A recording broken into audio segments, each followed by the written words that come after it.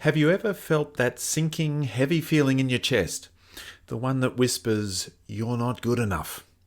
Maybe it catches you off guard after a conversation, or maybe it's been following you around all these years. Shame has a way of making us feel small, of convincing us that we don't belong. But what if I told you that feeling this way doesn't mean it's true? What if shame is just an old survival mechanism, doing its best to keep us safe? Hi, I'm Dr. Steindl, and welcome to Compassion in a T-shirt. Today we're going to talk about shame, that painful feeling that can leave us thinking, I'm not good enough, I don't belong. It's heavy, it's isolating, and let's be honest, it's hard to talk about. But here's the thing, shame thrives in silence and secrecy, and the moment we start shining a light on it with kindness and understanding, things begin to shift. This episode is about how self-compassion can help us navigate those deep, painful experiences of shame. We'll explore how shame operates through an evolutionary and biopsychosocial lens, drawing on the work of Professor Paul Gilbert. And most importantly, we'll discuss how we can shift from the grip of shame into a more compassionate way of relating to ourselves. Humans are a hypersocial species, and yet our social lives can be incredibly difficult. A major reason for this is the way we experience socially self-conscious emotions, particularly shame. Our ancestors depended on the group for survival, which meant that being accepted and valued by others was critical. If you were cast out, you were in real danger. This sensitivity to social standing or status became a core feature of human psychology. However, this sensitivity comes with a trade-off, a built-in tendency to experience shame. Shame is a threat response, warning us that we might be at risk of rejection. It manifests in different ways. External shame, where we fear being judged or seen as inadequate by others. And internal shame, where we internalize that judgment and believe ourselves to be fundamentally flawed or unworthy. These different types of shame all arise from our deep need to belong. But here's the thing. Feeling unworthy doesn't mean we actually are unworthy. It's just an ancient survival mechanism trying to keep us in the group. From an early age, we're wired to seek connection and care. As infants, we rely entirely on caregivers to meet our needs, and our brains are designed to ensure we're noticed and nurtured.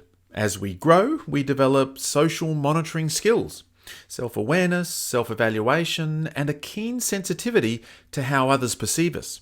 This ability helps us navigate social relationships, but it also makes us vulnerable to shame. Depending on our upbringing, cultural influences, and life experiences, we may learn that we need to prove our worth, avoid rejection, and stay hyper-aware of how we fit in or fail to fit in within our social group. When shame takes hold, it activates our brain's threat system, triggering strong responses that make us feel stuck. Some of us default to fight mode, but turn the fight inwards, becoming highly self-critical, berating ourselves, and attacking our own worth. Others take flight, withdrawing, avoiding relationships, or hiding away from social connection. Some freeze, feeling stuck and hopeless, unable to move forward. Shame tells us to retreat into isolation, but the problem is isolation makes shame even stronger. It feeds off secrecy, making us feel more alone and reinforcing our belief that we're unworthy. And when shame is left unchecked, the shame-based self-criticism can result in depression and even self-destructive behaviours. The good news? We don't have to stay stuck in shame. There's another way. And we'll get to that before the end of this video. But before we do, it's often useful to distinguish shame from other self-conscious emotions, such as humiliation, embarrassment, and guilt. Humiliation is an important concept in Paul Gilbert's broader model of shame. Internal shame is often a response to external shame. If others see me as no good, then I must be no good. It's a self-directed, internalized form of blame that seeks to make sense of the perceived rejection. Humiliation, on the other hand, is also a response to external shame, but differs in how the blame is assigned. Instead of internalizing the message, humiliation externalizes it. If they think I'm no good, then they must be the ones who are bad, and they are to blame. This externalization often leads to anger, resentment, and even a desire for revenge. Understanding how humiliation fits within the overall model of shame helps clarify why it drives different emotional and behavioural responses. Embarrassment, in contrast, is a much lighter touch self-conscious emotion that's more focused on behaviour. It typically arises when we do something socially awkward, clumsy, or foolish, like tripping over in public or mispronouncing a word. Unlike shame, embarrassment is temporary and doesn't tend to create a deep sense of personal inadequacy. Instead, it often passes quickly, and in some cases, we can even laugh at ourselves later. While embarrassment involves social awareness, it lacks the intense self-judgment and threat protection response that characterises shame. Guilt is also distinct from shame and humiliation, though it's often mistakenly grouped together with them. Guilt, unlike shame, is focused on behaviour, what we've done rather than who we are. If shame tells us, I am bad, guilt says, I did something bad. Guilt is linked to a caring motivation arising from the soothing affiliative system rather than the threat system. It emerges when we recognise that we've caused harm to another, and it motivates us to repair that harm, whether through an apology, making amends, or changing our behaviour. While shame can lead to hiding and avoidance, guilt is often more constructive, driving us to reconnect with our values and restore relationships. Distinguishing guilt from shame allows us to respond to our emotions more effectively, moving away from self-attack and towards compassionate accountability. Understanding all these differences helps us better navigate our emotional responses and choose more compassionate ways to respond to ourselves. Now, let's talk about self-compassion, our antidote to shame. Compassion is about being sensitive to suffering in ourselves and others, with the wisdom, strength, courage, and care to alleviate that suffering. Self-compassion helps us step out of the shame spiral by activating our soothing system, the part of our brain that promotes safeness, connection, and inner warmth. This process is sometimes called pattern switching, shifting from the threat-based system of shame into the caring and connecting system of self-compassion. We can engage in specific behaviours to facilitate this shift, such as adopting a posture of openness rather than slumping into defeat, slowing our breath to calm the nervous system, and consciously generating a kinder, more compassionate internal dialogue. When we can learn to move from a shame-based threat system to a calm and caring, soothing affiliative system, we start to free ourselves from the grip of shame and step into a more compassionate relationship with ourselves and a sense of social safeness and belonging. There are simple yet powerful ways to practice self-compassion when shame arises. First, simply notice the feeling.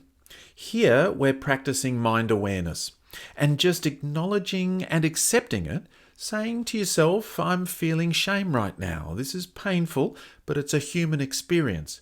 Helps loosen its grip. Recognizing that shame is a normal, evolved response can help us step back and see it for what it is, rather than becoming overwhelmed or defined by it.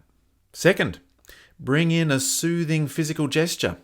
Place a hand over your heart, take a soothing breath, and shift to an upright but relaxed posture. Shoulders back, chest open, chin up.